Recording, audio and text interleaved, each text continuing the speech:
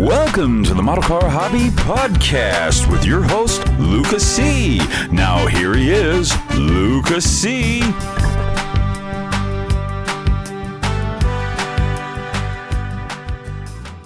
Well, hello, my fellow car modelers. How are you doing today? We have got an interesting guest, pulling somebody from the other side.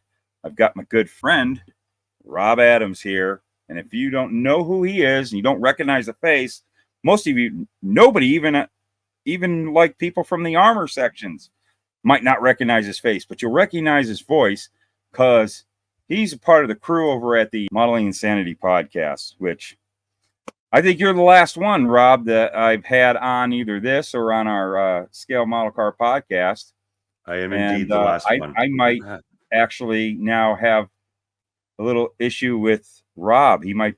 Rob Riv might be sending me a Mario to come on over to my house and have a talk with me or something now. But what the heck? Glad to have you on.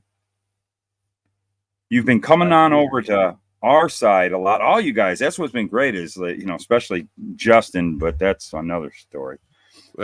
You guys have been, it's been neat since we've all been communicating, becoming good friends. It's been so fun to crossover and going into each other's lanes.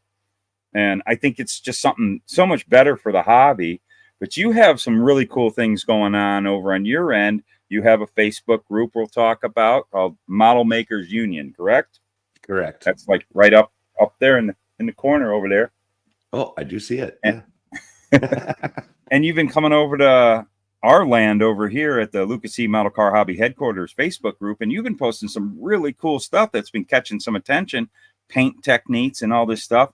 And we're starting to see a lot of the model car guys really kind of start looking at the other, armor and aircraft and stuff and the things that you guys do that we can bring to our modeling to make our cars even more realistic and cooler looking. And you guys got some great paint tips and all that. And you did, you had your motorcycle that you had the pipes all blued, and that bent everybody's mind. And people were asking you questions and everything. So, what the heck? Like I said, you're the last one out of the Modeling Insanity podcast to have on over here. I guess, what the heck, right? So thanks for coming on the show.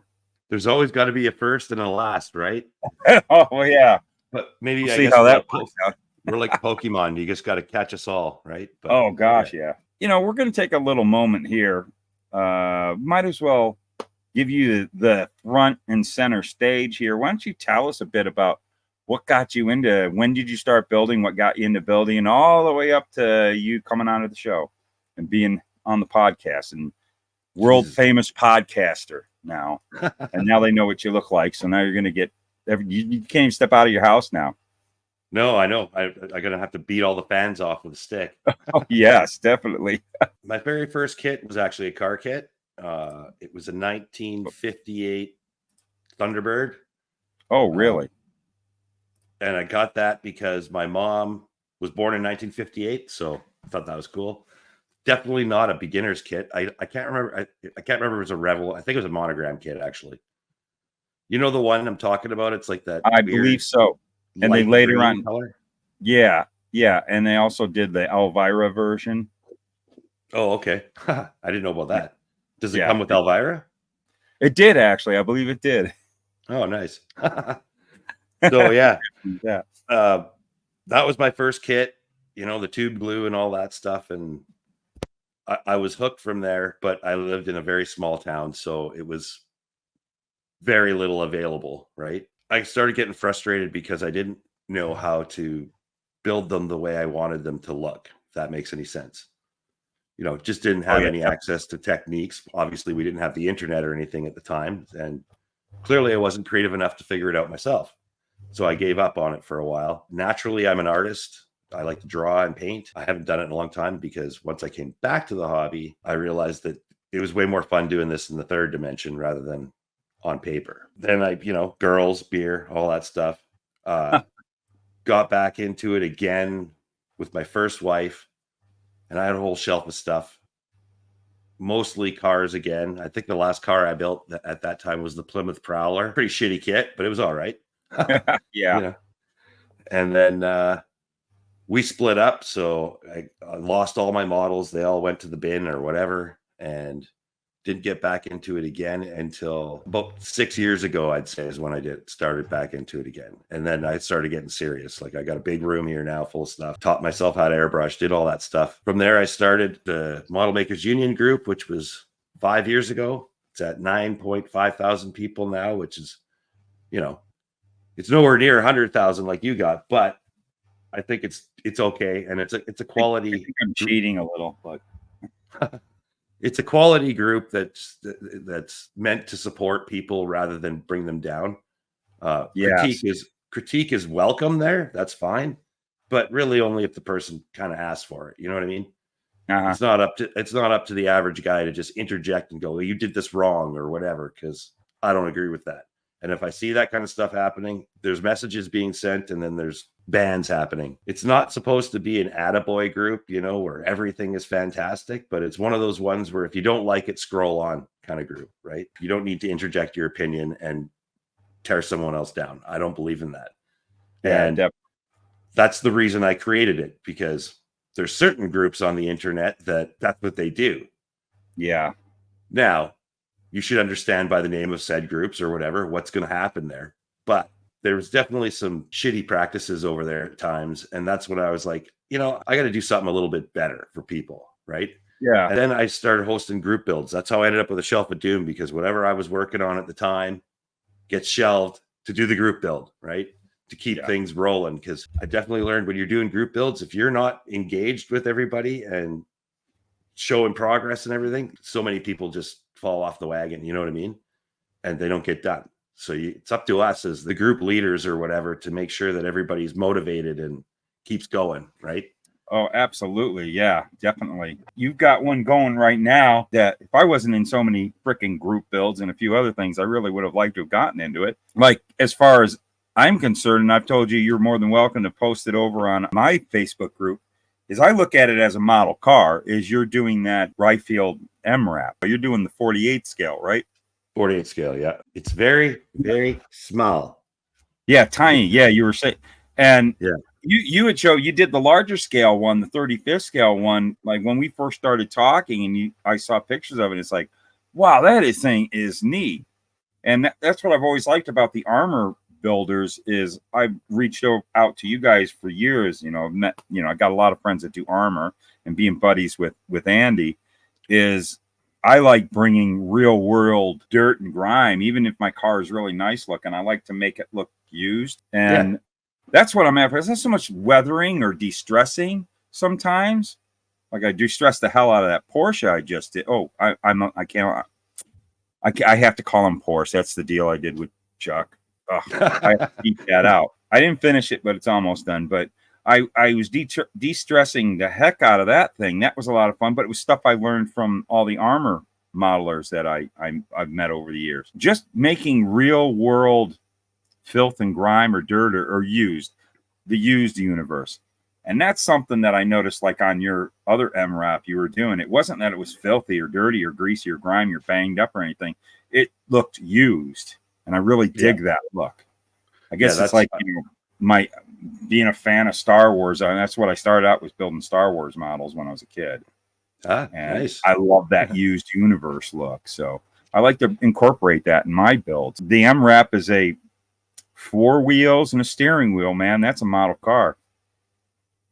That was the way I looked at it too. And like the first time I posted on that page, I was like, well, fuck it. Yeah, exactly. It'll either get taken down or not. Yeah. I remember that. And you asked me, I was like, you know, I'll understand if it's taken. No, man, dude, that's a model car. And I even have it in the rules. I said, you know, soft skin armor is model cars. For, you know, I laid out a few examples, you know, obviously Jeeps, but you know, like one model I've wanted to build for years and years and years is that Tamiya Deuce and a Half. But I love the suspension, frames and suspension is like my thing with all the automotive stuff I do. And I always found that those soft skin armored vehicles from Tamiya, especially, I love the chassis. They're so cool. And that MRAP has that look that I like. And Yeah, even the springs are actual springs. They molded them Yeah. in as plastic, and they're actually springs. You can compress them, and they spring. And Yeah, that's the amazing thing that they're starting to do with the injected molding too. You're seeing it more on the armor side. You're not seeing it so much in the car side because it would make the cars, you know, they think they're expensive now, get real expensive, but they have this thing called slide molding. I think that's how they do the springs, and these springs are fun. They're springs. They're styrene springs. I mean, actually, your car bodies are usually slide molded too. That's why you have Yeah. that mold line down the front and around the back, right? Because it's That's, you know, back way in the early days, your body would be in multiple parts in some of those old kits. But yeah, that would suck. oh yeah, you got to try building one. It's a blast. But and then it always looks like a cartoon character of a Pinto or whatever the heck they did. So do you think it's the price point that keeps the car kits simpler? That's what they're more. I believe so, because there's already an issue with I've tackled this in many videos. Car guys would never tolerate the price of kits like how much was that little MRAP right there? But what was I know what the retail price, but what did you? Well, you'd be in the Canadian. That's right. He's up in Canada. Yeah, I'm Canadian. He's Canadian. If you, I think I paid $50. I think I paid $50 for it. Yeah, but really, that's actually a pretty good deal, huh? For what you get, and especially now that I've got it all, it's all built in sub-assemblies, ready to start painting and putting it together. But it's been a phenomenal kit. It's every bit the little brother to the 135th. Like, obviously, some detail has been simplified, but not much. Having built both of them now, right? So, and the amount of time it takes you to build it and paint it and everything, you're getting a lot of your money's worth. I just feel like the car guys are like, okay, body's done, right? That's the best part. And then the rest of it, they're kind of like, it's gone, right? Yeah, that can happen. And that's where I've always been a little different, where I put a lot of time into, you know, the chassis and I actually, engines annoy me. That's like my least favorite thing to do is engines. But chassis, I can spend most of the time on my model cars could be in my chassis part. I spend a lot of time on the part that nobody sees, right? But yeah, well, I'll tell you what, man, I do some stuff with my models. I want that chassis seen. It's going to get seen. I get these little things that raise it up with a mirror underneath and light or whatever it takes, man. I like to show that stuff off. You know, in real world, when I was an auto mechanic, that's what I specialized in was, you know, undercar stuff, you know, brakes and suspension and alignment. So it's always been my thing. So naturally, you know, with model cars, that's what gets me excited. That's why even in, you know, with like what you're building, the MRAP, that's what I notice the most is that frame and the chassis and all that. So that's always been something really eye-catching to me, and I see that in so much of the armor, you know, as we call it, soft skin, the wheeled armor vehicles with suspension. So, well, I mean, you get the 16 tanks, the Trumpeter, Panther, and King Tiger. It's got torsion bar suspension. Yeah, and it works, and it actually works. Yeah, I love that. I think that's so cool. And that MRAP, there's the smaller scale one that comes with all the photo etch and everything too, doesn't it? Correct. There's 40 pieces of photo etch. So I added up all the parts the other day, and that kit is consistent of 357 parts. Good grief. In something 5 inches long. See, that's kind of interesting because you would think that kit would be a lot more expensive. Yeah, well, I mean, RFM delivers high quality kits for a reasonable price. Don't know how they do it. As far as the armor world goes, Tamiya is the easiest to build. But certainly not the most detailed, right? So I tend to not buy Tamiya armor, but Tamiya aircraft and Tamiya cars are freaking amazing. Yeah. And the bikes are amazing. Oh yeah. That's for sure. I guess armor is top of their priority list. I think the RC department is actually the biggest for them. Oh yeah. And it definitely is. What we get here doesn't necessarily reflect what's going on in the rest of the world, right? Well, that's very true. Sometimes we tend to not realize that there's a lot of stuff going on. I know that one of your guys' episode, and Rob brought that up. There's a lot more going on than just what's going on in the U.S. or up in Canada, like in Europe and in Asia, what they're into, what's being sold. I mean, there's more getting sold in those countries than here. The market's actually kind of small here compared to over there. Yeah, but we live in our own little bubble, and we're like, hey, this is what's going on, you know? Yeah, but sometimes it's like people think what they're into is this is what I'm into, so this must be what's the biggest thing going on, and it really isn't. There's a lot of cool model building going on. Some of the shows, like Andy went to the big show in Japan, and the stuff that he saw, and he did a lot of videos. Unbelievable, the models that were built and the model builders that showed up, and it wasn't a contest. There was no awards to be won.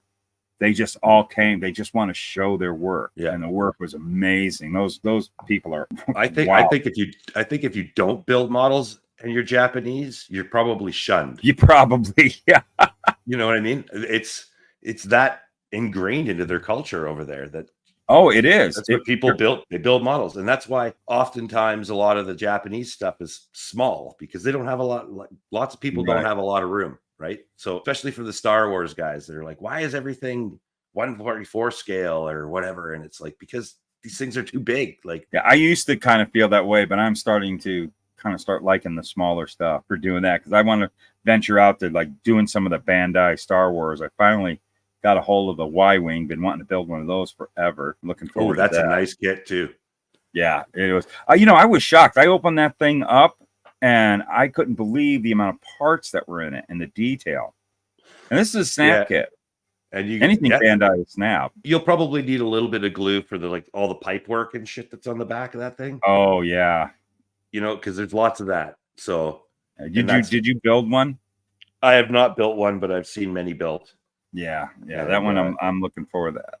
I'm hoping that one next year, that's going to be one of my, if I can get enough car stuff done so I can start venturing off to other stuff. That's like my thing. I almost feel like I'm cheating on the girlfriend to do, like, I have some armor and I have some airplanes and I have some Star Wars stuff I want to build, but I've got all these model cars in my head I want to get finished. I want to get a couple car kits done before I jump on. But like, I'm saving for turkey shoot. I mean, turkey shoot, man.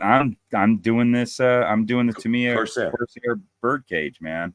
I'm looking forward to that. I did their 32nd Corsair, and it was the best model kit I've ever built so far. Really? It was a perfect, flawless kit. No filling, no nothing, no rescribing, no nothing. It was just amazing. Yeah. So if the 48th is anything like that, then you're in for a nice build. Well, yeah, I got the kit. It was a gift from Darren D-Ran from over at the Model Geeks.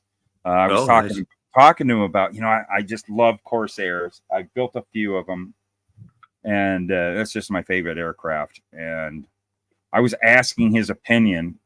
What would be, should I, obviously the Tamiya one would be the one to go. He says, I tell you what, I'm going to send you one, but you got to build it if I send it to you. He sent it to me. I did a video when I got it on my car channel, and it got like 7 or 8 views, but it never got like shoved into way in the back. Like, this is behind this door is my well of souls. There's tons and tons of kits all shoved in there that almost get forgotten. I didn't let it go in there. I've kind of had it sitting to where I kind of see it all the time. And it's like when we started talking and you guys were talking about the turkey shoot, I'm like, yeah, that's the one to go for. That's the model I got to build. It was a gift from Darren, and that's going to be perfect for doing it for that. Because that's the whole idea of the turkey shoot, is to kind of get out of your comfort zone. Yeah. And once you've done one, you'll know kind of what your limits are and what you can pull off. See, I kind of get ripped off in this one because I'm in Canada. Our Thanksgiving and your Thanksgiving are not the same fucking holiday. So I only get 2 days where everyone else gets 4. Very selective about what I pick. I did Grogu the first year. Oh yeah. And he's quarter scale, so he's like this big. And I did all the different faces for him and the frog sticking out of his mouth and shit. But it was basically a paint job. You know what I mean? Yeah. So that's all I could do. Last year, I did a quad anti-aircraft gun from DOS Work, and I built it in 2 days. It's winter whitewash. It's all chipped and everything. You can see all the camo underneath it and stuff. It's just a tiny little thing, but it was up for a best of in Amps Nationals. Oh, that's awesome. Got a perfect 30 on that thing. So I was pretty happy about that, you know. That's cool. That's going to be fun. I started getting into these little limited time group builds. Like over here on the car side, we have this one that, you know, you guys got to think about getting into. It's usually in the end of July. I think that's when we had it the last time, somewhere like the last weekends of July. It's called the 48-hour build. But that's one that it's not just cars, it's anything. It's still just anything. It just kind of generated from the car side, from car YouTuber. I started doing that about a year ago, and I just had a ball with it. I had such a good time with it. I did it the second year. You know, I remember last year you guys talking about the turkey shoot and how much fun, and then listening to to your episodes afterwards. And I'm like, yeah, I'm getting into that this year, because Thanksgiving weekend I don't do nothing. That I think that's a perfect time to get into something like that, and a time for me to get out of my comfort area. So definitely looking forward to that. And I told I said to Justin Ryan, I says, hey, would you go ahead and like take control of the groups that my groups and our podcast group. I'm putting you in charge of doing all of the promoting of the turkey shoot. And so he started by putting those little videos out there of a turkey runner, little gifts or stuff. And everybody's like, what the heck's going on? And I'm just going, I know what this means. Yeah. It's called marketing. Yeah, he's marketing even Donati was like, what the hell is he fucking posting? And I'm like, dude, it's marketing. Come on, think about it. And the first one that he put up, I like, it even caught me off guard. Is like, oh, that's how he's going about it. Okay. And it's like 3 different groups he's doing that with that are mostly car centric. So we'll get the car guys involved in this. It just make it grow bigger. You're going to have two Discord servers going at the same time. And actually, if you look on our server, there is another room coming soon, and it's called Gobble Gobble Gobble. Oh yeah. That's cool. That's going to be a lot of fun. And we definitely we have ours. We opened up the, you know, people want to get on that and whatever, just to have a extra space to go to and bounce around. But definitely that's the fun part for any of you that want to get involved with this. How did the turkey shoot come about? That was actually came from the Plastic Posse or which podcast started it? Mount Mansfield Club started it. Yeah. So Dan Rothenberger was how we came across it. So he's a member of that club. They were doing it. I think the first year was when it was the Miscreants. So I wasn't even part of the podcast at that time. Oh yeah. That was the first year we did it. Then we just kept it going, like, because it's a hoot. And I think Tooch and Riv have done it a couple of years even prior to the first one that I did. So they've been doing it for a few years now. And we also do something up here. IPMS Ottawa does it. They call it a blitz build. It's the same thing. They pick a long weekend like that, and you try and get something done. And there's prizes and stuff if everybody votes on it online, right? Which ones are their favorite? And that's cool. Kind of like a banner competition or whatever, right? And then I ended up with a 48 scale Hind gunship that I'll never build. But it's a total blast. Like, you got to really be careful. Like, when you're in a rush, you got to know how to cut corners. Yeah. Even though my motto is never cut corners on those things, you got to cut corners. Yeah, so. Exactly. You gotta go at those marathon builds or as a different mindset to what you're regular building. But that's what's great about them. That's what I found was so fun. Is the 2 that I got involved with. When I completed the model, the last one that I did, we only had 48 hours. This one's longer. So yeah. That's good. You know, I'm taking on something totally out of my wheelhouse. It's something I really have a lot of passion for. So I've been doing my research. I mean, I want to really work on the paint and everything of this thing. And I love the Corsairs so much. I was when I was a kid, that Black Sheep Squadron, was the hit TV show. And that's where I just got so infatuated with it. My father, being a World War II Marine from the Pacific, and he remembers those aircraft real well. So he would explain things to me while we watched the show and stuff like that. And he knew who Pappy Boynton was. So I got extremely infatuated with those aircrafts. And I was always drawing them on my notebooks at school and stuff. And then Star Wars came, and that was the end of that. But love that aircraft. It's just so cool looking. Yeah. Do you know the reason behind the gull wing design? Yeah. Because the prop was too big. Prop was so big. They were so that made the aircraft so fast, but they had to keep that thing up for the prop, and you can't have long landing gear, so they had to bring the wings down. But the other thing too, that I had an aircraft engineer explain to me, I worked at a hobby shop back in the early 90s, and he said the other thing of the wing has to come out of the middle. It has to come out of the middle. It can't be like down below. They can't put the wings down here. It has to come out of the middle. So they had to angle it down and then gull wing it up. And then right at that lowest point, that's where the landing gear were. So it's all a structure thing. Like, boy, they had to think of a lot of things just to get that speed, to have that huge prop created such a really cool looking aircraft, man. It just, and the dark sea blue that they use. I love that. It's a pretty glossy finish, like you were already mentioning. So, because you kind of like that, I would probably do it in semi-gloss, just because of the scale. Do you have, to me, a medium blue? I do. Yes. That's the other color that they use. So mine I did, to me, a medium blue and then white underneath, and it was. Yeah, I'm looking forward to doing this one, and that should be fun. The turkey shoot. So definitely, everybody out there, the car guys don't know about it, but now they do, and we're gonna be really marketing and promoting the heck out of that. So we might have a really big showing for that this year. That would be awesome. That'd be fun. That'd be a lot of fun. And I know that you guys are starting to get known over here on the car side a lot more. We have definitely pointed some people in your direction. I'm hearing all the time from a lot of car guys is not only they've been now listening to your guys' podcast, but they're going back to the beginning and going through it all. And whole library. Yeah. And everybody's really, you guys are getting pretty popular. I'm like up to episode 11, I think. I started over again.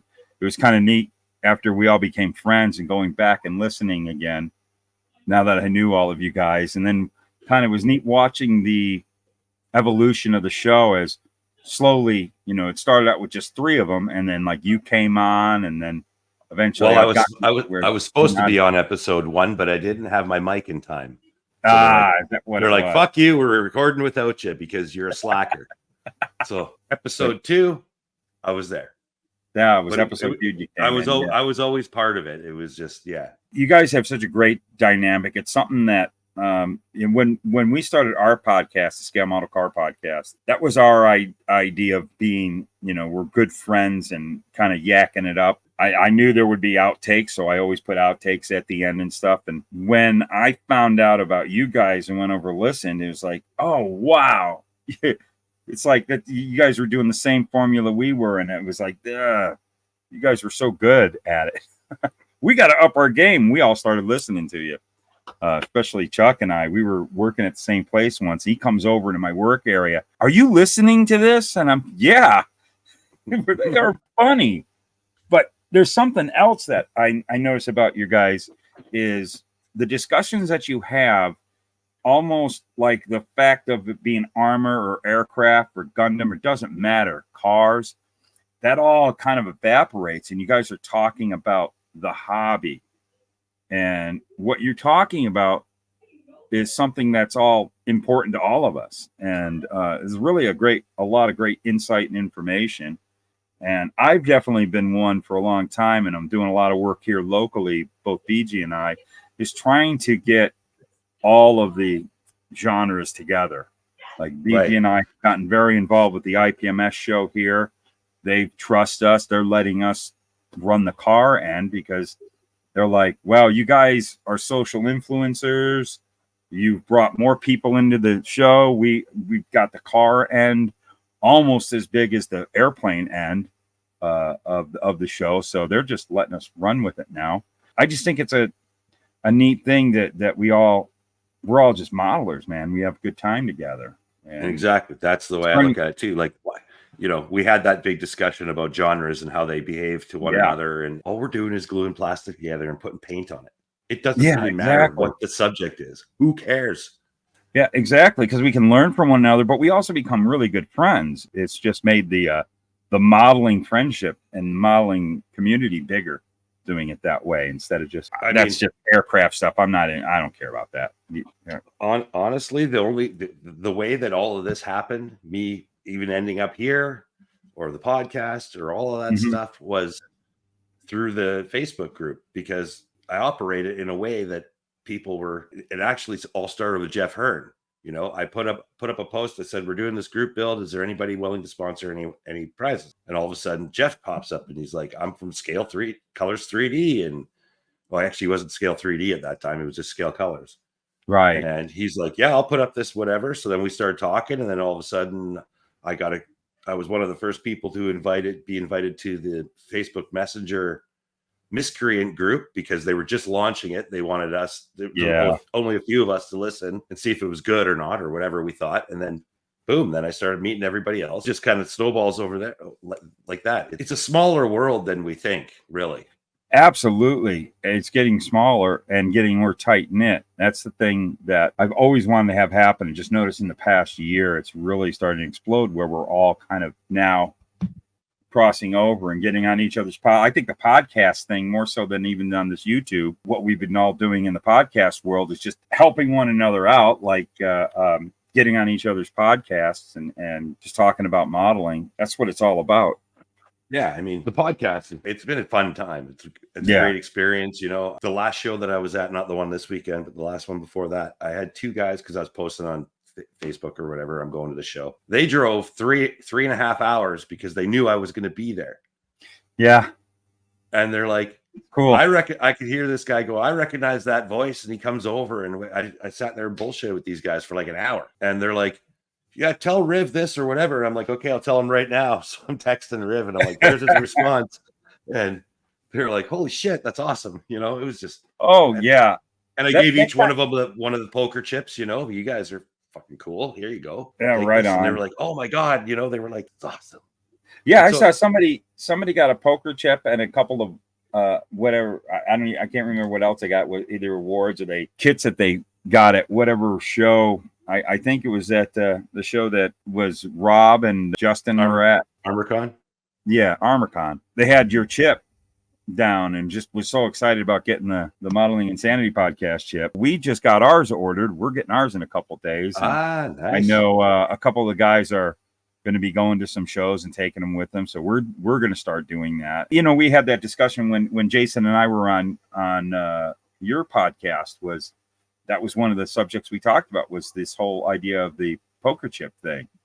And it's really cool. As a matter of fact, Andy even got into it. So I got one of Andy's right here. Nice. So, yeah, it's a neat thing. And people are really, really liking that, getting noticed by people that they listen to and getting inspiration from, to be able to get a poker chip from that can mean a lot to people. And everybody doesn't understand it. They're like, why do I have this beside my model? And it's like, yeah. Or where did it come from? And I'm like, I gave it to you, Well, yeah. Why? And I'm like, it's called a peer award. It means I like your shit. Yeah. Here you go. You know exactly. what I mean? It's just a token of my appreciation for the hard work that you did to build that model, bring it here, display it, all of that. Right. So. Yeah, absolutely. Yeah, that's a neat thing. And it's really catching on. I think it's going to be a nice positive thing that to start happening at shows. I'm glad, we're getting involved with it. I'm going to get my own for my channel and eventually hand those out if I ever get to a show. That's cool stuff. I've been getting on to your Facebook group. I had not ever heard of it before. There's just so many Facebook groups, but I like what's going on yours. When we met and I go check it out, first of all, that's a cool name. I like that, Model Makers Union. That's stuck in my head. So you did the right thing naming it like that. Man, there are some really, really nice models and some really great model builders on there. And it's all genres. When you look at the group description or whatever, the very first thing that I wrote was all genres welcome. Exactly. Right? From Warhammer to Railroad, don't give a shit what you build. If it's a model, I want to see everything. I kicked the door down today finally and post on there and threw a whole bunch of stuff up. And There you go. Here's the car stuff. You guys don't have enough car stuff, so I'll take care of it. You're right. There isn't that much car stuff. There's a couple car guys. Car guys, you know, and that's the thing. That's why I told you get onto my Facebook group and promote your Facebook group. That's what, you know, I'm into doing that. That's when I started that. I wanted everybody to. I just believe in that, and I know that's what I liked about you guys is we all help one another. There's no competition here. We're not competing against one another. We're trying to make. We're all trying to do the same thing and promote the hobby we love. So that's why I say get on there and start getting more car guys over there. Get more, you know, the armor guys. I know, you know, it's how I did this group. I keep it where it's just cars. We've got other groups too, like BG has a group, Chuck and Jason. They have their groups that have everything models on there. Still, you guys have been coming over and posting great stuff to help out the model car guys. You post some sci-fi stuff, but you were showing how to do something, because that's something that is allowed on my group. Is you can post whatever you want if it's something that you're showing at what could be used on model cars and help the model car thing. Right. And it's definitely not because I'm like anti other stuff. There's so many other groups. I wanted this group to be just focused on basically automotive modeling. You guys have been coming on more. You guys are building model cars. I just bought one yesterday. I know. When we first started talking, which it was funny you mentioned this when people met you. I remember the first time I went on to your Discord and I immediately recognized your voice. And then that's the first time I saw your face. Put the voices and faces together. But you and I started gabbing right away and talking about model cars and how much you just like kind of stepped away from model cars right away. And here you are, you bought a kit. Yeah. And not, I don't reckon that one's going to be the easiest of things, but I do enjoy a challenge, right? Yeah, I think that, well, it is a Tamiya kit, but it's one of their upper tier car kits. That was cool. You immediately sent me a picture of that when you picked it up at the show. Like, yeah, that's a great kit. You're going to have fun with that. But I was a little giddy. I was a little giddy about it. I was like, hee. Yeah, you know. That's cool. That's really great. You're starting to see that more too. I know I see it in the model car end of the hobby. Is more model car builders today build a lot of other stuff. And they're not just car guys anymore. And I think we're just starting to blur the lines, which, gosh, I've wanted that to happen for years. And it's nice that it's finally happening. I've, over the years, have made a lot of great friends and learned a lot of stuff from modelers from other genres, that it's about time that we're all can kind of hang out together and thinking one's better than the other. Like at my locals, I call them local shows. It's a 3-hour drive for me to go to Calgary, but that's where all the shows are. There's nothing here locally. You know who builds what and everything, but everybody still just gets along. It's not cliquey like you see in bigger venues where it's, you know what I mean? You go there to support the show, but you almost always know the outcome. There's two guys there that, you know, they win everything and they do it year after year after year. It's like, dude, you're good. We know it. Let someone else have a chance for once. You know what I mean? Like, at what point have you won enough times? You know? Yeah, exactly. The guy's a master builder and enters in every single, he builds something for every single fucking category there is, and he fucking takes them all. Yeah, that can get people where they don't want to come anymore. They don't want to build for it. Right, because they see that guy's there, and they're like, "Oh, I got no." Well, I'll be lucky if I pull in a second or a third, or you know. It's not a matter of just building better. It's a matter of when you're that good of a builder, let somebody else pass the torch along. You know what I mean? Like, I know a lot of guys that are at that level, and they do. Sometimes they'll go, you know, I'm gonna just put my model on the display table. I'm not worried about winning something or anything. I mean, when you're that level of a builder, sure, go to the IPMS Nationals, AMPS Nationals, whatever. That's where those builders go to compete against equal level stuff. But these local shows that have 200 fucking models in it, it's like, dude, you just took half the awards for the show. Yeah, you just annihilated. That can be discouraging sometimes. It can be. Actually, I've been watching this one couple come to these shows for the last like 4 years, and finally he won a best of yesterday. Oh, really? I'd never seen a fucking guy's face light up as much as that. I was just like, holy shit. That just made the whole day worth it right there. Because isn't that cool? I love that. I mean, he's tried so hard and he finally got there, right? Yeah. I had a neat neat thing that happened. I have a good friend of mine, my friend Dave, and he's going to be turning 83 here shortly. This guy is crazy builder. He builds really neat stuff. He scratch builds everything. He never builds anything out of the box, and he loves creating stuff that doesn't exist. Sometimes he'll have some of the craziest engines that he will create that he'll put in his little hot rod, or does a lot of street rods and drag cars and stuff. Just very creative mind with it. And a few years ago, he lost eyesight in one eye, and he was like, thought that modeling was done for him. He didn't go to the model room for 2 weeks, and then he just decided, I'm going to try to do something. And he thought, maybe I'll just build box stock from now on or whatever. By a month or two, he was back to building the way he builds, all the detail, all the craziness that he does, back to having fun. Some things happened here locally, and him and I always hung out together. So we kind of ducked out for a good 12 years at the local stuff that was going on here. And we hadn't gone to a show in all that time or nothing. We finally, when our club started, a whole bunch of us went to this California show. The first time he went to a show since all the stuff had happened that he hadn't, it's been 12 years. And we go there, and he brings one of his insane drag cars. And this was a show that was at the NHRA Museum. And in Southern California, most of the Southern California car modelers build drag stuff.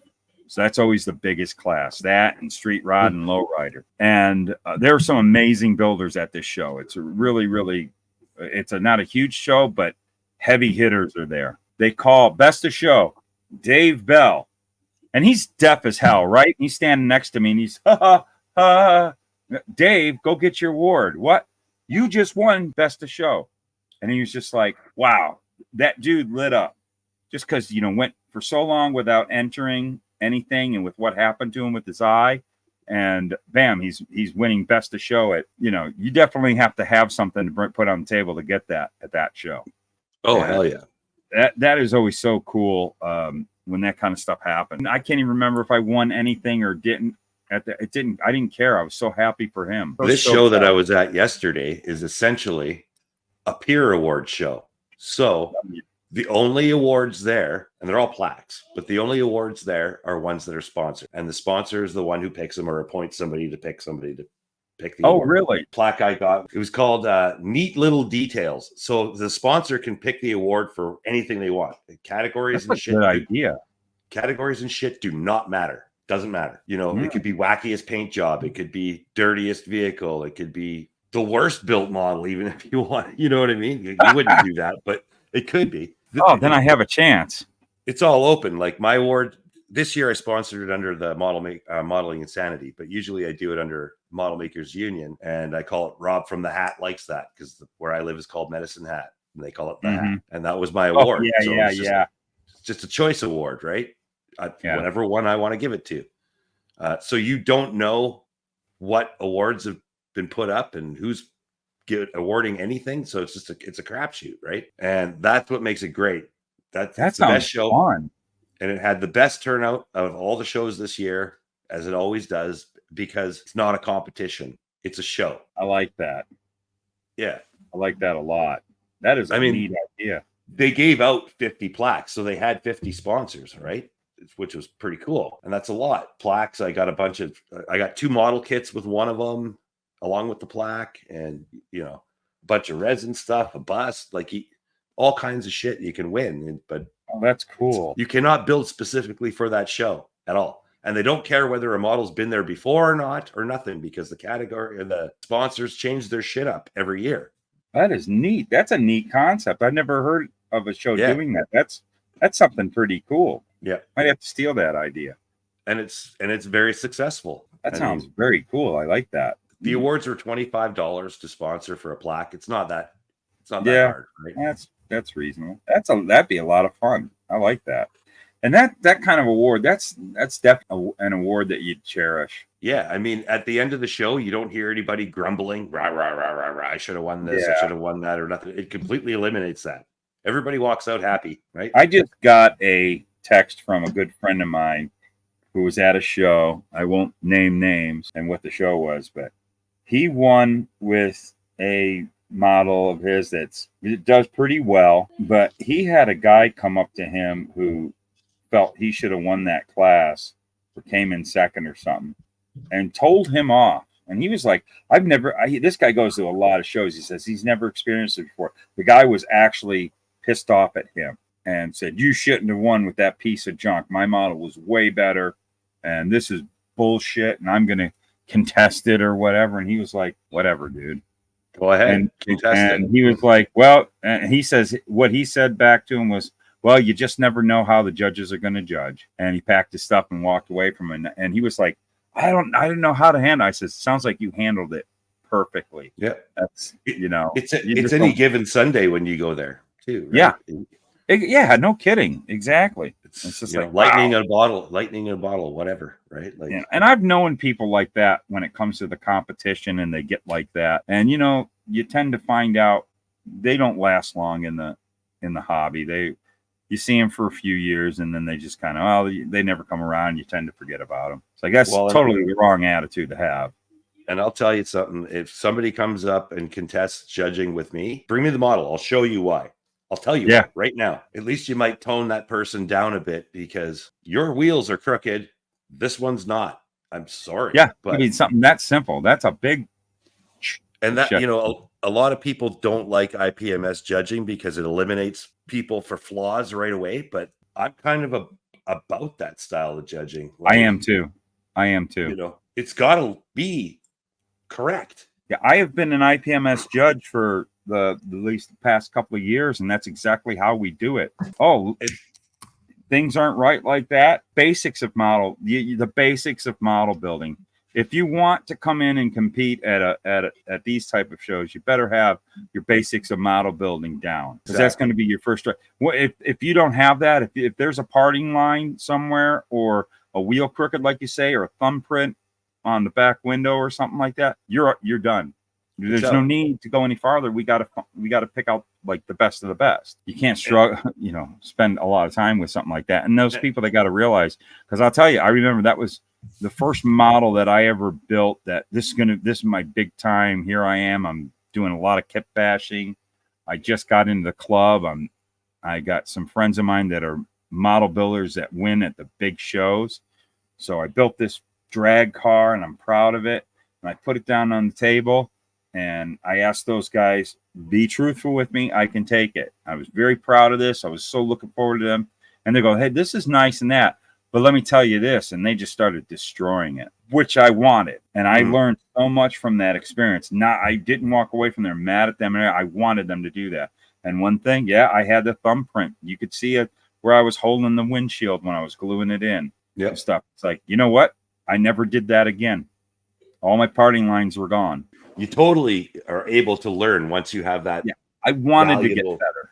I wanted to. And that's something that is nice to see on the Facebook groups, as long as, again, you got some people that want to do it just to be mean. You can't be like that. But I like what you said. It's like, your group is it's open for you to put your model down and take some corrective criticism if you ask for it.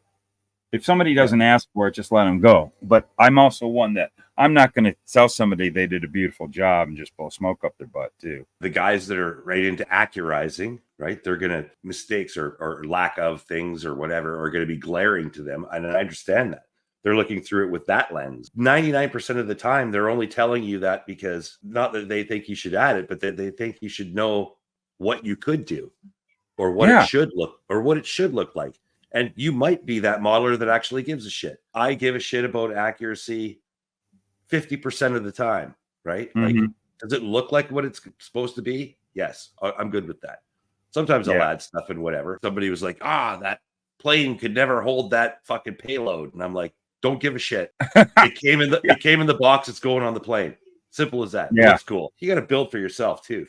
And the one guy I was getting in a fight with, it was on a Stuka. He's like, it could never carry that and that at the same time. And therefore, it's a terrible model. Even though the model's beautiful, it's won all kinds of awards and everything. And I'm like, so you're telling me because it realistically couldn't hold the well-built and painted everything that's underneath the wings doesn't matter? And that's exactly what he said. He said, yep, it's a shit model. And I was like, wow. Yeah, I can't. We have that we have that on our end. Like when it comes to race cars, especially NASCAR, stuff that I actually had a lot of knowledge and had my hands on type things. There's a thing that happens in NASCAR when it comes to the carburetor. There's a carburetor that's pretty popular with a lot of guys because it just looks good. So they use it, but it's not correct for a NASCAR race car. So what? It looks cool on there. It's a model. There was this one show I was at, this one judge, he comes up and he goes, now, this car can't win in this class. He can't even place in this class. Why? They don't run that kind of carburetor. They run a different kind. I go, I'm quite aware of that. I'm judging this model as a model. I'm not judging it. He's not in replica class. If it was replica class, that would be different. I never even heard of that. I didn't know that was. Yeah, that's pretty common in model cars is replica class, where you replicate an actual real car. You better be nuts on. As far as like in the NASCAR class, you know, this is a beautiful Dale Earnhardt car, say, and you know the paint is flawless. There's all the basics of model buildings done. There's this particular carburetor that a lot of guys like to use because it just looks better. Might not be correct, but it looks better. Nowadays, you know, with 3D printing, we got a lot more today, but this was a real common carburetor to use. And I was like, I don't care, man. And I've worked on these cars for real. I know, but this is a beautiful model and I think it deserves first place because of the craftsmanship of the model. You know, I see a lot of Dale Earnhardt cars, take for instance, the old Good Wrench car that was really popular for a long time. Everybody, you know, you always see 3 or 4 or 5 of them in the NASCAR class. And so many people, they paint the chassis red. And that chassis was not red. That chassis was actually Ford Poppy red, which is actually more like Chevy engine orange. Okay. You see it on TV, it just looks red. So what? I didn't care. If the model is beautiful, who gives a shit? Yeah. Are there flaws in it? Right? Yeah. There are no flaws. I mean, as far as I'm concerned, my job as a judge is I'm judging model. There's a rules they got to follow in that class. But I'm judging the model at the quality of the build. If you're judging on accuracy, then you better make that well known that's or the category that you're going to enter or whatever. Like you're saying, the replica. For those people, sure, why not have a category where it's the most accurate you can make it? But the judges better know what they're looking at, right? They need to be. Too. Yeah, you also have to have judges that know what they're looking at. You guys have this that I think it more came from the armor, or actually came from the aircraft side from years ago, which is a big thing to say here in the car side, is rivet counting. And I'm not big on rivet counting, but I'm a huge rivet counter on my models because it's what I enjoy doing. So I get crazy, especially when it comes to a model. Like I'm working on a model right now that I'm replicating an actual real race car. And I'm doing a shitload of research on it right now. And I'm starting to drive myself insane because I still haven't figured out what the hell kind of shifter he used in this car. I'm not 100% sure what color this was or that was on the inside and what was used. I got a pretty good idea, but pretty good idea isn't good enough for me because I'm insane. But I do that to me. But I don't expect other people to follow that. But I'll do that. And if I ever get the chance to enter a replica class with it, I'm building this model to be able to perform in that type of class. You're also not projecting that. I don't project that at all. If you don't do this, then you're not a good modeler. You know what I mean? Exactly. It has nothing to do with being a good modeler. If you're calling yourself, I'm a great replica modeler, well, then I'll hold you to that. But most of us aren't. You know, we fudge. It's what looks cool. I don't care even how much some of these the armor guys and stuff. I see it all the time with what knowledge I know about it. Everybody's going to do what looks good. I think Steve was talking about on your last episode, Steve Munzel from Value Gear. It's what looks cool, man. I mean, that really is what comes down to. Going back to that carburetor scenario you were just talking about, I'm like, if I'm looking at 2 carburetors on the sprue and they're both fit, I'm definitely going to pick the one that I think looks the coolest, and that's what's going on it. Yeah, it looks cool. Like, I don't give a shit whether that was fucking in real life or not. Don't care. Yeah. It's a fucking model. It's not going to get up and drive away. It definitely is not. Because there's a lot of other issues with scaled down model cars that these things aren't going to get. They are not going to move. That kind of stuff you're starting to see less and less of. That's another thing. The hobby is getting funner.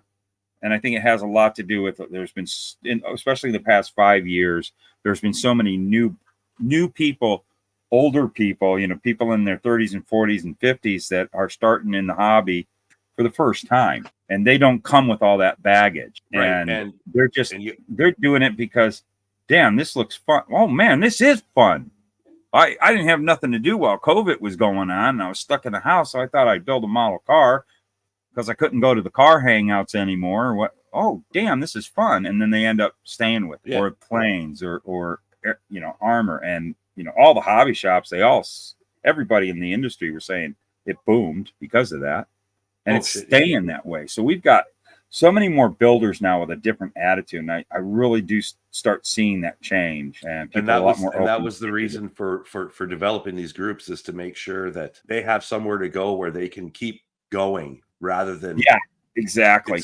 Rather than that's a fucking shit model. Well, no, it really isn't. It's a beginner's model. He's learning, so what he's done right. Then and most people, if they have any desire to get better, will take advice, right?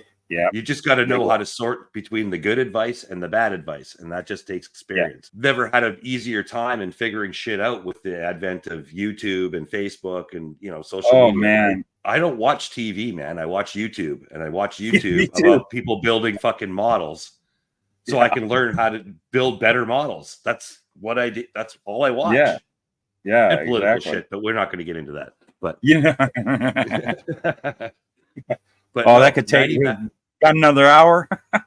99% of my time is spent, I'll Google a technique, or I'll Google a kit. I'm starting to now getting away from car YouTubers and starting to watch and sub to other genres of model building. And I always love watching stuff like the Hollywood model builders. Always fascinating. That's why I got into it, was the guys making models for movies. And I've always loved watching that stuff, of how they make the models. And there's a couple of great YouTube channels that have little documentaries that follow them builders for like all these different movies and stuff like that. I love that stuff too. You learn a lot from those guys. And you know what? Like when I started this group, it was kind of Andy's mantra that I was going for. That's what he was going for too, right? And I was trying to show people how to get good results for less complicated to get there. And exactly. you still kind of end up with the same results. You can go further, but once you master these basics, like how to do a fucking pin wash, how to apply pigments, how to, Andy made it very simple and step by step, and that I think advanced people to the point where they want to learn more now very quickly. I think he did a big justice to the hobby. He did all those earlier videos. He was an inspiration for me. I was like, oh, that's all you got to do. Okay, that's not bad, right? Like, and it's not that hard. I'm not saying it's not hard, but he was showing a nice, simple way to come up with a very nice model, and then it's up to you to go develop your skills further, right? But he just showed how simple it was, and that was, I think, that helped me. That's what catapulted me. So, and that's what he started it off from, was because he had customers coming into the store asking, and he was like, he didn't have time. He was like a one-man operation, and it's like, well, I tell you what, I'm going to put a little how I did it on YouTube. That's how he did it, and he just did it for his good customers know about it. Hey, I got a YouTube channel. You can watch how I did it on there. And it was like slideshows, and he just had print. It was nothing spectacular. Slideshows. I haven't gone that far back in the archive. Oh yeah, his early ones. I'm pretty sure they're probably still up there. But his very first one, I bet you anything, it was probably a Panzer. Or probably his favorite tank is a Sherman. He loves the Sherman. It probably was a Sherman. And it was all just still pictures, all like a slideshow. And he just had print saying what he's doing. It wasn't any voiceover or nothing. And that's how it all started with these hobbies. It's actually kind of funny, because I said to my wife the other day, I'm like, hey, you know that guy that I always listen to that goes, let's get started? She's like, hell yeah. Because I listen. I watch all this fucking shit, and I'm like, we're gonna have him on our show, and she's like, no way. And I'm like, yeah. It's you're cool. Like, he's a blast. Well, and I do want to talk to him about Canada too, because he's a game changer up here. Yeah. There's, Yep. I think there's a lot of, dare I say, upset people that he's done that up in Canada. More power to you, man. Like, and you ain't seen nothing yet. You wait till you see what's about to happen. There's things brewing. It's even going to be bigger. I'll tell you something. I'll tell you something stupid. Okay, so I did commission painted 3 little dinosaurs. I had to send them 4 hours away, mail them. It cost me $18. Andy's offering $9.99 free shipping anywhere in Canada. Yep, flat rate. And I'm like, that alone is a game changer, and his prices are right in there. They're good. He's always been like that. I remember the first day I was over there yesterday. We were talking about the good old days, and we were talking about all the hobby shops that were in town. And the day that I walked into his hobby shop, which is like his 3rd day open, and I looked around and I saw his prices. I think I spent $300 that first time walking into his store. Haven't bought a thing since, but I spent $300 that day. And that was 20 and a half years ago, and been going there ever since. We've seen a lot of hobby shops come and go in this town, and then it was just a little place to think of how gigantic it's becoming and what's about to happen. With his new store. And you're going to see a lot of cool stuff on his YouTube channel with this big change too. So there's a lot of good things happen. It's all because of you, because he one day put that slideshow up. YouTube is what did it. YouTube did so much for so many things. Well, hell, I even have a YouTube channel. It's also called Model Makers Union. I haven't done anything with it in a while, but the subscriptions keep going up. Like the last time I checked, I was at like 1.2 thousand or whatever, and now I'm over 2.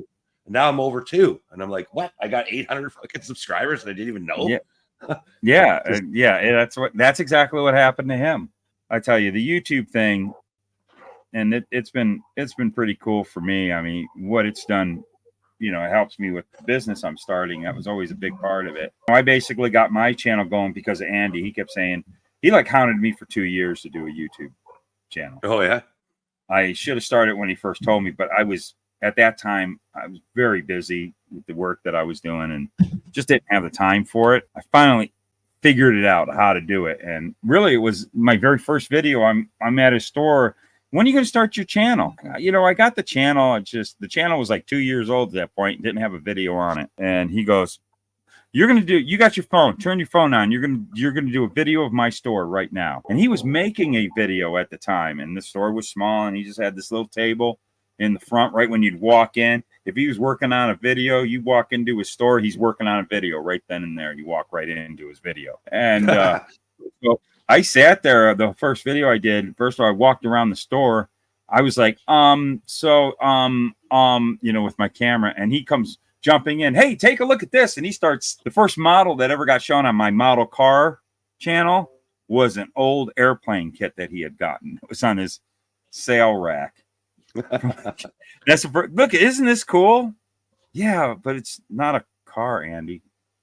And I just went from there. And then I sat down with him, and he was working on a model, doing a video. It's like, we're seeing how the sausage is made. So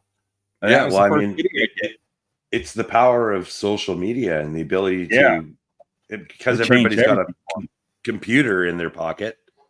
It makes it so much more accessible. And that's what's shrinking the model world. Like hanging around with Riv, he's been in the hobby forever, right? Yeah. And he's been quite well known for what he does in the hobby. So that's certainly helped the rest of us, I think, get a leg up, right? All of a sudden, yeah, definitely. You're getting introduced to these other people, and that's how it works. I mean, Andy's videos weren't high production quality, but the content was good. Yeah, definitely. Even his videos now, aren't high quality. Like it's not all Hollywooded out or anything. It's just him talking, and here I'll show you some screws. That doesn't really seem to matter that much these days. People are kind of like not really caring about that. It's like what they get out of the video, And those are I call myself the one take wonder. there's not a single video on my YouTube channel that's been edited in any way. Yeah. Shoot it from start to end, and that's it. My kid's my cameraman. I don't have time for that shit. I just don't. Will I ever get 100,000 subscribers like night shift? No. But I don't even have that. That wasn't the point of it at all. It's just no. Here, I'm going to show you here. I'm going to show you what's going on in my little model world, right? That's the best attitude to have when you do this. It's just like, you know, I don't care how many people watch what we do, like what we're doing right now. I love getting together with friends of mine, talking about the hobby. That's what I do this show for. And my regular shows that I do on my YouTube channel, it's about, I love just helping out other modelers. I get an idea for a video that kind of will show somebody something or inspire. Man, that's what I do it for. It's a lot of fun. And now with the podcasting, listening to you guys are very inspirational. Talking to other people about it when they've been turned on to you, you know, they get done listening. Learn a lot, really get hyped up about the hobby we're in and have a few laughs. It's entertaining, and that's what we try to do on our show. The episode with Rivet Counting was friggin' hilarious. Oh, that was so fun. I don't think anybody understood your hat, Tooch. Right? Oh God, that was so funny. That was so funny. I had such a good time that I didn't ever put any of our, even the past couple of episodes we've done since, I have never put that much effort into editing. But it was like with Rib's editing that he does with you guys, like I gotta make this sound like one of theirs. And it was great. What was impressive to me, really, I don't know how you do it, because I watched it on the video format. Right? Yeah, I didn't see any clipping or anything. I was just like, it just seemed like you guys just sat down and like I was like, so that was, I think, because they said it was heavily edited, and I was like, oh yeah, it was. It took me 10 hours to do. How the fuck was that heavily edited? I'm not even going to edit this like that. It was something I wanted to do. I was like, it was a long one, and such great stuff was talked about, and such funny shit was said. And I knew I'm going to have a ton of great outtakes at the end. And I love doing outtakes. I've been doing outtakes even on my channel since I started. I always love doing bloopers at the end. I'm going to have to sit down and really edit this. And being that it's also a visual show, and it's from my YouTube editing, as I just know how to do that. I use a lot of fades and blends, and you don't see the cut. I try to disguise it. And yeah, no, you did a fucking awesome you saying that means a lot to me, because I mean I worked really hard on that. It was extremely edited, but it was a lot of fun to do. It took a long time, and it was funny. Towards the last couple of days, I'm getting messages from Riv, and he's sending me these memes of, you know, waiting. Oh yeah. Or what's the one? Oh gosh, it's the guy. He's standing in a pool, and then he's sitting on a bench chair, and then he's, you know, waiting. But yeah, it was well worth it, how long it took to do. And I put the thing out like a week later than what we normally do, and it was worth it. That one was gold. I think we reach people with the information that we give when we put in not only people feel the camaraderie between all of us as friends on our show, on your show, or when we do shows together, but also the fact is being funny. And sometimes you might get off the subject and talk about, you know, people taking too long in the ATM, but that's awesome to have. You know, there's a famous one that happened in one of ours. Jason hates it being brought up, but the story of the tortoise and the flood on the outhouse. That's okay. I've heard many mentions of this, not gleaned the story from it yet. I got to find out what episode it is. I'll tell you. And it was actually in the outtakes. We all kind of started telling these stories that had nothing to do with modeling, and I put it all in the outtakes. And his story was the giant tortoise and the outhouse during a flood. It's pretty funny. Man, Rob, thanks a ton for coming on. We're going to have to do something like this again. We definitely will.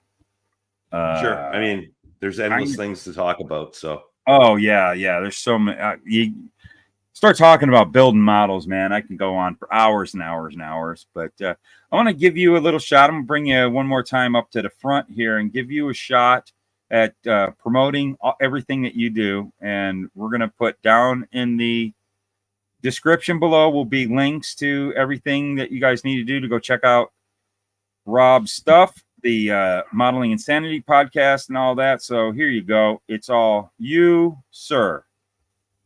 Yeah, so you can get a hold of me at I have a Facebook page called Rob's MMU Studio. I have a Facebook group called Model Makers Union, and we're also a member of the Modeling Insanity podcast, which can also be found on Facebook. That's it. And there you go. And that's it for that. So, yep, down in the description below, check it out. How many members do you have of the Model Makers Union now? What's it up to? 9.5. So we're going to hit 10,000. Yeah, probably this year. Oh yeah, which is good, because I mean, I've had a lot of guys that have started groups and they ask you for advice on how to keep them going, right? And I'm like, you have to engage all the time. Yeah, you can't just walk away from it. No, it will not sustain itself. You have to fucking work at it. That's the first thing I do in the morning. I get a cup of coffee. I go through, and my thing. I mean, I showed you that once. I can be get up in the morning and there's 200 or 300 people requesting to start posting, and I got to go through all of them, make sure it's not bots. And I'd shoot myself if I had to deal with that many. I got it down to where it doesn't take me a long time. I got to drink my coffee and get my shit together anyway. So I do it in about 20 minutes. I get it down. It's when I don't do it for a couple of days and I go do it and there's 500 or 700. That's when I want to throw myself off the top of my house. But all right, Rob. Well, I put every guest that I have on the show, I put them up against the wall on something here. I make you do my little call off that I always do on all my videos. You know what that is? Do you want to give that a try? Do you think you can handle it? Because I'm gonna bring you back up. What was it? Don't glue your fingers together and keep snipping plastic. Something like that. Something like that. That's good enough. You're Canadian, so I understand. So I'm sorry. Oh man, right on. And then I say one last thing is, here's the producers.